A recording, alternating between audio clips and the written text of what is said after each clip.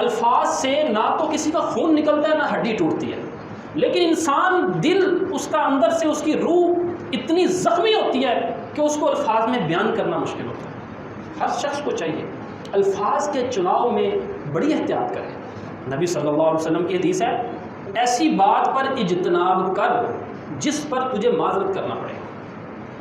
لہٰذا الفاظ کے چناؤ پر بات ہوتے ہیں منہ بڑبولے، جو منہ میں آتا بولتے چلے جاتے ہیں، احتیاط ہی نہیں کرتے کہ اگلے بندے پہ ان الفاظ کا کیا اثر ہوگا۔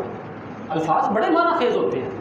پھر ایک دوسری حدیث حضرت ابو ایوب انصاری رضی اللہ تعالیٰ عنہ نبی صلی اللہ علیہ وسلم سے فرماتے ہیں کہ بڑی فصیح و بلیغ اور مختصر نصیحت کیجیے۔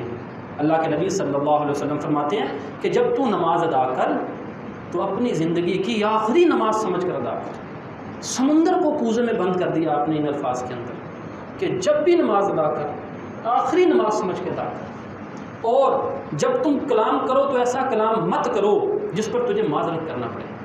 اور تیسری نصیحت، لوگوں کے پاس جو کچھ ہے نا اس سے نا امید ہو جائے، یعنی اس سے غنی ہو جائے۔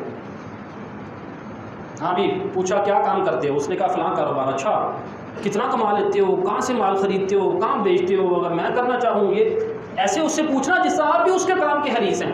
نہیں، مجھ سے پوچھیں، اللہ نے نعمت دیا ماشاءاللہ، اللہ آپ کو اور دے، لوگوں کے پاس جو ہے اس سے غنی ہو جاؤ۔